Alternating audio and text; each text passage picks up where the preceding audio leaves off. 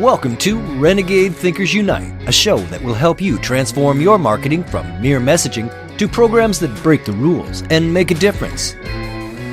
Join the movement today and learn non-traditional techniques that give you an edge. Now, here's your Chief Marketing Renegade, Drew Nizer. Today we're going to do a little something different on Renegade Thinkers Unite. Normally I've been talking to senior marketers about finding their inner renegade, about how they zig when the rest of the market zags. But today we're going to talk about with an expert on creativity, someone who has had the distinct and perhaps unique pleasure of talking to the MacArthur Grant winners. These are the Genius Award winners. So he's talked to geniuses, and these are folks who are really what I would consider the ultimate renegade thinkers. So my guest today, I'm really excited to talk to Larry Robertson. He is the author of the highly acclaimed new book, The Language of Man, Learning to Speak Creativity. He's the founder and executive director of the Re-Institute, an 8-time award-winning author of A Deliberate Pause, and president of Lighthouse Consulting, LLC. Welcome, Larry. How you doing? I'm doing great, Drew.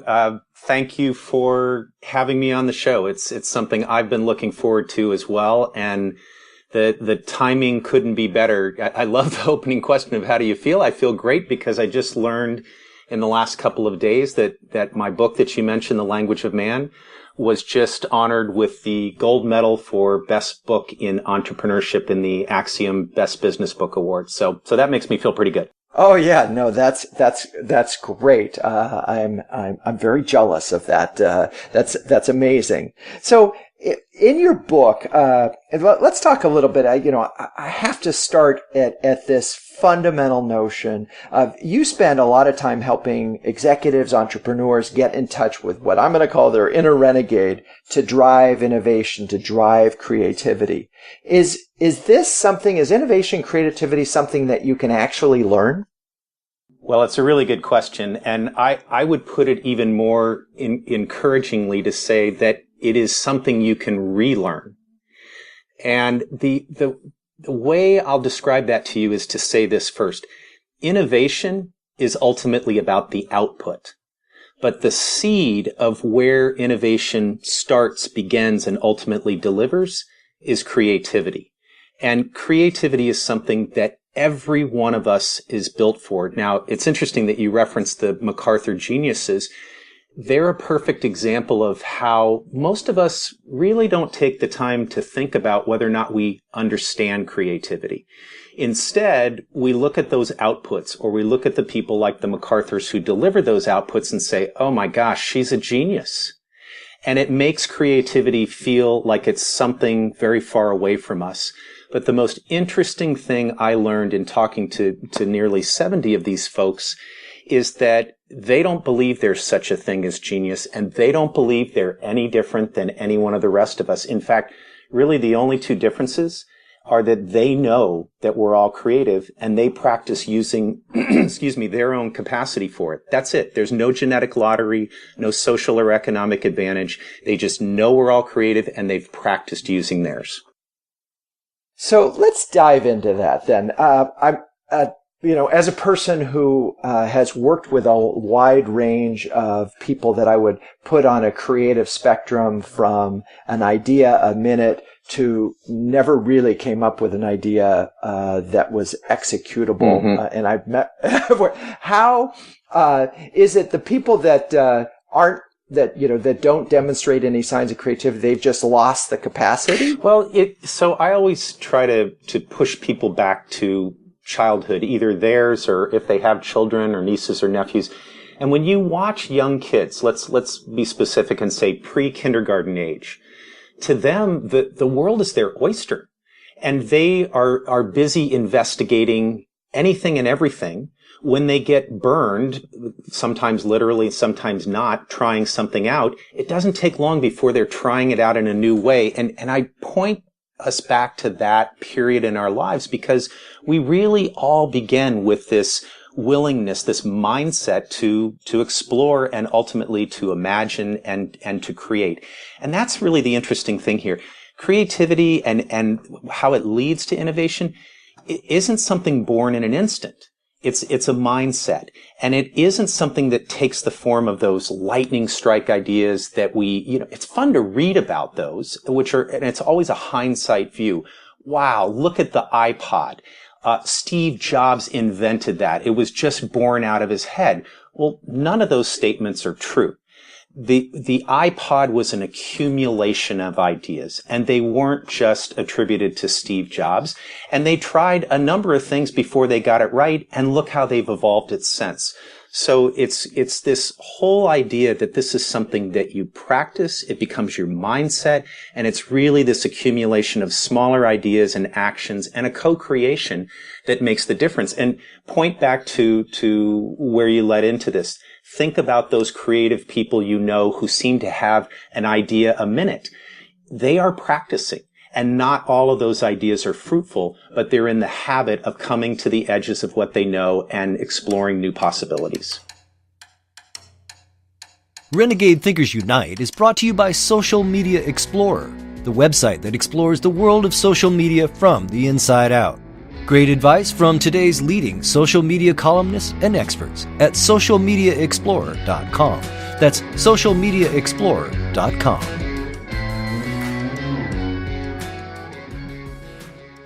I find this topic, of course, extremely interesting, and I'm thinking, as you talk about practice, I'm thinking about physical therapy, right? And I'm thinking about, you had an injury, and you go to the physical therapist, and then when you're done, you just have to keep doing it. They become lifelong habits, like my back exercises. Sure. And so, is creativity, is there the equivalent of physical therapy for creativity? You talked about practice. What are some practical ways that say an entrepreneur or a marketer could practice creativity and work those muscles? Yeah, it's a terrific question. And frankly, that's where most of my conversations around this topic end up. Okay, great. How do I get started? So one way is something that we all already do, and that is asking questions. The difference here is to do it in such a way that we ask questions as part of that inquiry mindset, and we ask questions in a different way than we typically do. One of my favorite examples of this is from a MacArthur Fellow that I just love talking to, Rebecca Neuberger Goldstein. And Rebecca grew up as kind of a wonderkin philosopher, literally, and was one of the youngest tenured professors at Harvard in the Department of Philosophy, until she started asking what she called the unprofessional questions. She had two concurrent events happen in her life within less than a year. Her father, who she loved dearly, died, and her daughter was born. And she found that the questions that were okayed within her professional setting of academia and philosophy didn't answer what she was really trying to find out. So she did what she began to ask unprofessional questions, things that were outside the boundaries, things that challenged what the accepted format or status quo was. And it was in that exploration. She didn't suddenly reveal this idea of what she should do next and where she should go. She simply got herself in the habit of taking a very different view. So this idea of even that one type of question, the unprofessional question, or what I like to think of too as the flipped view, where you look at what you know from a different angle, allows you to do two things that are very important. Explore your assumptions and explore your thoughts. And sometimes when you do that, when you ask those questions, you still arrive at the same answer. But in the habit of doing that, you're more likely to see when you're about to walk into a buzzsaw, you'll see the problem sooner, or when there's an opportunity on the horizon that you would have otherwise missed by not asking questions. I suspect there's more than just asking questions, though. So what's sort of next on this list of becoming or strengthening your creative muscles? So we are all built with a sense of fit. And this isn't just my term or my speculation. Across scientists, business leaders, artists, you name it, and it's particularly across these MacArthur Fellows, they have all concluded that this is how human beings have evolved to be, to tune in to say, does that fit for me, Or is there something here that doesn't fit that A, could pose a danger, or B, could pose an opportunity? But day to day, we get in the habit of tuning out of fit. We notice those things that say, is this a fit or is it not? Misfit, opportunity, whatever it might be. But then we try to normalize it. Why? Because we're so busy. So I would suggest to you that tuning into that fit in a different way and wondering about it, asking a question about it, is as powerful as anything you could do. And again, I want to point back to this idea of it's an accumulation. So it doesn't mean if you do it once, you're going to come up with this brilliant idea. But if you're in the habit of doing that, you're more likely to see those opportunities to be innovative and be creative. Yeah, that's such a good point. I mean, and this is, agencies for years had a creative department, and obviously most still do. And these folks spend their days, in theory, coming up with ideas and crafting ideas and making them better and doing extensions. But because it's their job, they have to. They right. But the other people around them, and it's so funny because so many people in the business are attracted to the creativity, but the account person or the media person often, in some ways, feels less creative because there's a group of people in the agency called creative people. So they may not, in some ways, they're not required to tune into fit, right? Mm-hmm. It's not the cultural habit either. So it's interesting. The idea of interviews, let's just keep building on that model because it's really a very simple thing. You could interview somebody formally for a podcast, for instance. However, you could ask questions in a certain way of certain people you wouldn't normally ask those questions of, interview-like. And you could garner many of the same benefits that you do doing it formally for your podcast. So when you are interviewing people, you're typically talking, I'm guessing, and from what I know of those you've interviewed, you're talking to people who you don't run into every day, and many of whom exist at least on the edges of your space, maybe even completely outside your space. So you're engaging with people who are going to see it differently. The second thing is that you're choosing to actively engage them. You can do that with people you know. You can do it with people you don't. So if you add to that, asking these questions that are the flip side of what you normally would do, and tuning into that sense of fit around the answers and the feedback you get, I would tell you that over time, that cultivates a creative culture, no matter where you do it, whether it's 2 people or it's 200 people. And that's a great place for us to pause because I want to dig into that a little bit deeper. I have a sense now that as a renegade, I perhaps need to even ask more different questions as we move forward. So I'm going to think about those as we take a quick break, and we'll be right back with more on how you can be more creative, how you can bring more creativity to your business and to the people that you work with. We'll be right back. Renegade Thinkers Unite is brought to you by Social Media Explorer, the website that explores the world of social media from the inside out. Great advice from today's leading social media columnists and experts at socialmediaexplorer.com. That's socialmediaexplorer.com.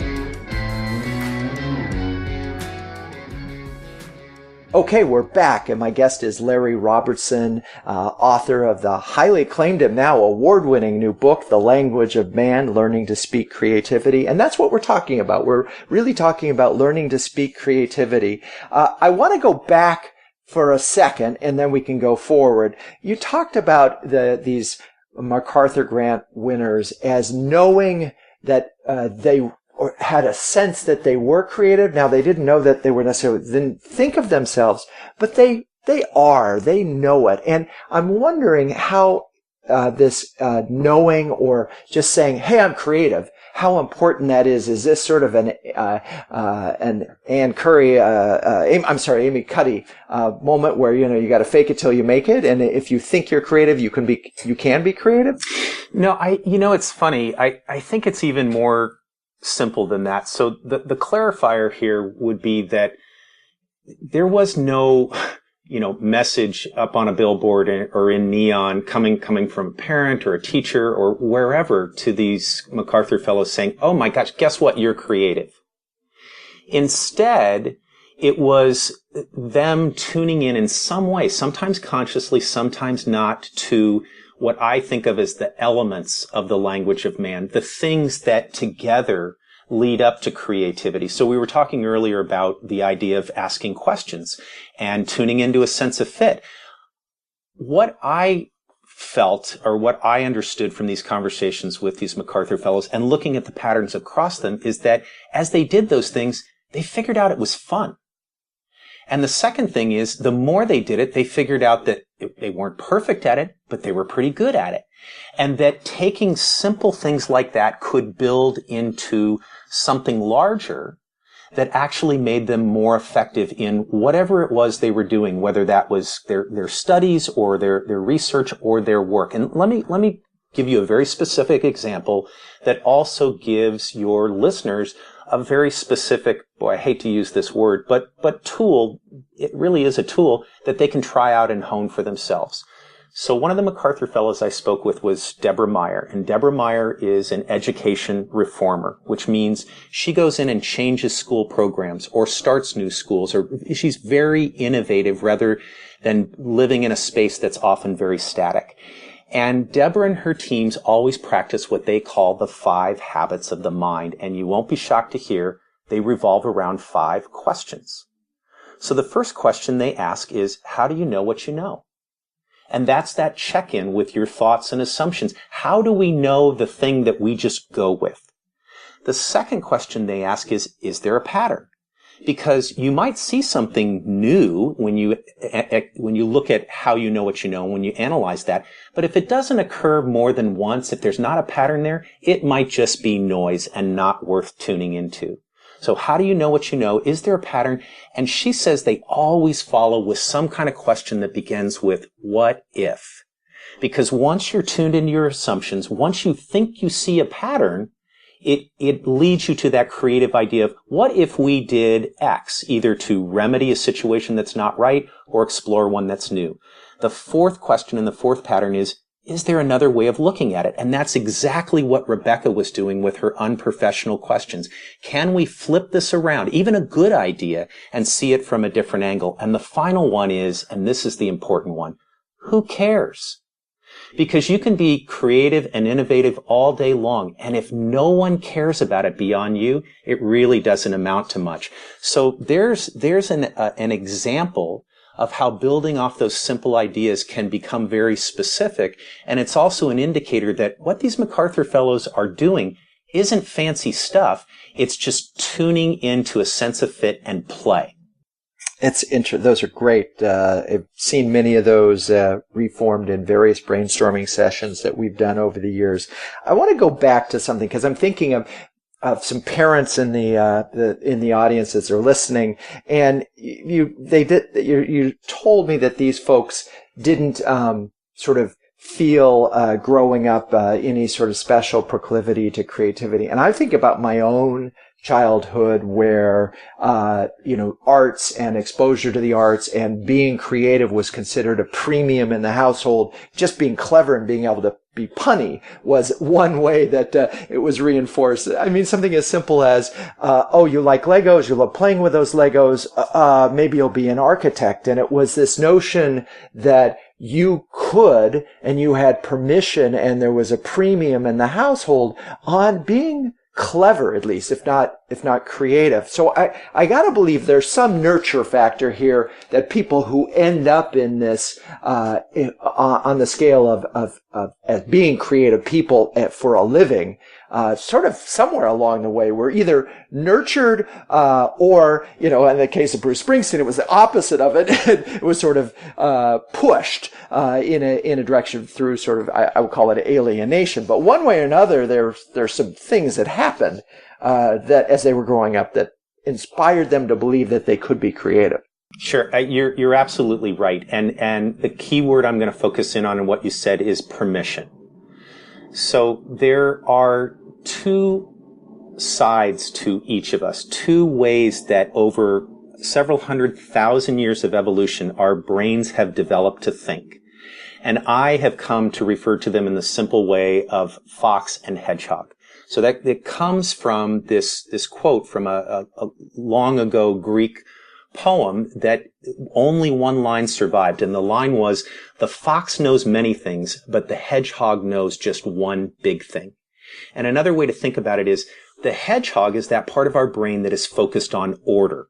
And frankly, Drew, it's the only way we ever deliver something. If we can't order our thoughts, if we can't drive it towards, something tangible, then it really never reveals the value that we might see with our fox brain. Our fox brain is the part of us that's always looking around at new things. And if you think about it, it's very interesting. We are the only species that we know of that actually thinks about the future. Not, what will happen following the same series of events that we've always seen, formula-like, but thinks about a future that in many cases doesn't even exist, or the components that'll make it happen don't exist.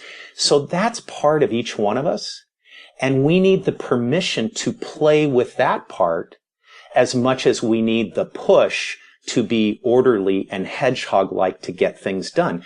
It isn't that some people have just one and not the other. It's that we both have fox and hedgehog mindset capability, but we're often heavily leaning towards one side, or you might say out of balance. And so whether it's a parent or it's a teacher or it's in a work environment, having that permission to explore that side is critically important. So this is really, it's interesting as you talked about the future. And I want to get to some practical things that the folks listening who are in the process of their business is going fine, but they know that there's some ideas out there that could have some significant impact on their business, whether it's customer service or marketing or a new product development. What are some practical things that they could do over the next few weeks to help them sort of, again, getting back to, we talked about asking questions and getting doing the tune-in sense. Are there some other things that they could be thinking about right now, or should be thinking about or reading, that will help them really become to optimize the opportunity for them to be to unleash their creativity? Sure. Let me give you two or three very quickly. So the first one we referenced at the very beginning of our conversation. Tune in to whether or not you are looking at anything you do, but particularly trying to innovate or be creative. Tune into whether or not you are looking at that through the outcome, instead of looking at it as to where creativity begins. Because if you're trying to make yourself creative by saying, I want to create X, then you're only going to think about how you can develop X, when Y or Z might be sitting out there and might be far better fit for who you are and far more valuable to you. So that's the first thing. Think about whether or not you're interpreting everything and filtering everything through the outcome, and try to go to those core habits that actually make you creative and open you up. The way I think of it is, creativity happens through purposeful accidents. So you want to be purposeful, but you want to allow the room, the flexibility of the boundaries to have these wonderful accidents happen.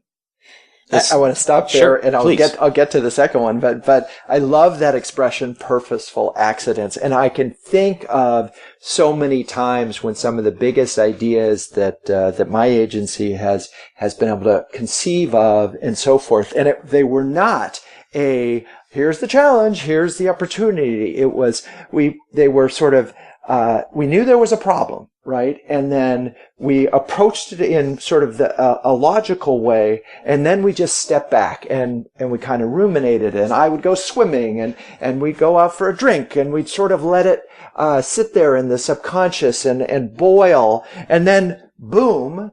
And I could never sometimes what people would ask me, so where did the idea for this come from? And I can't quite get to that moment because it was this sort of purposeful accident, right? You put in all these ingredients, you stewed it up, and then you let it sit over there, and you went away, and you turned the fire on, you turned it off, but I think the key that you said there, from my standpoint at least, is that you have to give yourself some time. And you have to sort of give yourself some time to let your mind wander, right? Yes, you absolutely do. And otherwise, like the hedgehog, I don't think lets his mind wander, right? Oh, no, not in any way. No, they're focused. They're going to get it. And I just, my perspective on this is creativity is not a straight line. You can look at an idea when it's done and you can say, oh, well, that solved this problem brilliantly. Right. But it didn't necessarily go, oh, well, here's the problem, here's the solution. It just, in my mind, the bigger ideas tend to be, as you described them, as purposeful accidents. Okay, so that was number one. We're going to tune in, make sure that we're not trying to solve the wrong problem, if you will. Sure. And so then what's next? So the second thing is to realize that you can't turn to creativity, or you can't decide to be innovative in a moment of panic, or in a moment where you just, it isn't instantaneous. It's something that occurs over time, and out of that pattern you just described in your agency of knowing that in many situations you needed time to back off. You needed time to play with other ideas, even as you were swimming laps in the pool or taking a walk around the block. It's when you're in the mode of doing that, and you know that's part of the cycle, that you actually increase the likelihood that you will come up with something creative or innovative. When you go to that tool in your own head in a moment of desperation, it's not going to work. And the last point is, it's a co-creation. It isn't certain individuals who come up with these ideas. It's through their interaction with others that the big ideas are born. And you know that better than probably anybody running an agency, that yes, there were times, I'm sure, when it felt like you had the brilliant idea. But my guess is there were a whole series of ideas and thoughts and comments and questions that preceded it and followed it, and they came from others as well. Yeah, I totally agree, and reinforce that in a couple of ways. One of the things that we always do at brainstorm sessions, whenever, particularly with younger people who don't have any experience, is say, all right, you've got to go out and get some fodder. I don't know, whatever it is, but you need 5 stimuli that just, and it might have nothing to do with this, but something, whether it's a cultural trend or something that we can, that will start a conversation. That's sort of, so this co-creation, getting people to bring things in from other places. So absolutely. Isn't that interesting too, Drew? When you did that with those folks, you gave them permission to go out and encounter purposeful accidents. You gave them permission. You made it purposeful. You need fodder. I can't tell you exactly what it's going to look like. And there's the accidental part. Yeah. And then, and just in case we're wondering about how to scale and for a big company, in my interview, or several interviews with Beth Comstock, who's now the vice chairman of General Electric, she talks about how she sort of rips out articles and theme lines, and as she calls them, starts to see some patterns, and she throws them at her team. She said, I'm not going to come up with an idea, but I know there's an idea in here. And, next thing you know, you have eco-imagination and health imagination, which are, literally $6 billion ideas that she helps stimulate by the way, spending 25% of her time outside the office asking questions of innovative people around the world. So I think that's a great place for us to wrap up this conversation. Larry, I usually don't do this because most of my guests are marketers and they're not looking for people to find them, but maybe you could tell us quick, where can people find more about your book and your writing, or follow you on Twitter? Give us a few handles. Sure, I appreciate that. If you want to find out about the full breadth of what I'm doing, just go to larryrobertson.me, M-E. If you want to learn specifically about the language of man, just go to languageofman.com. It's a really simple, straightforward website that'll give you a good taste. And my Twitter handle is Catalyst, the number 4, and the letters HP, at Catalyst for HP, and that HP is human progress. There you go. So I usually wrap up each episode with a quick summary. Here, I think I can do this in under a minute. There's two key things that we're really talking about when it comes to creativity. Is first, getting rid of the notion that you can't be creative, and then second, think of it as a process. Think of it as physical therapy. It's something that you need to do every day. And it starts with curiosity. And that's so fundamental to this thing. And if you go back to my 4 principles of what makes a great marketer, my acronym CATS, curiosity is the C for cats. You've got to be curious if you hope to be creative. It simply can't happen otherwise. So with that, Larry, it's really been a pleasure talking to you, and thanks so much for being on Renegade Thinkers Unite. Oh, it's been my honor, and I've really enjoyed it too, Drew. Thank you.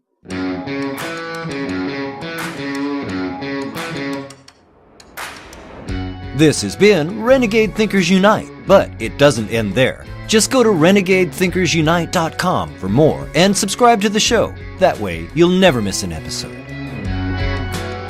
We'll talk with you next time on Renegade Thinkers Unite.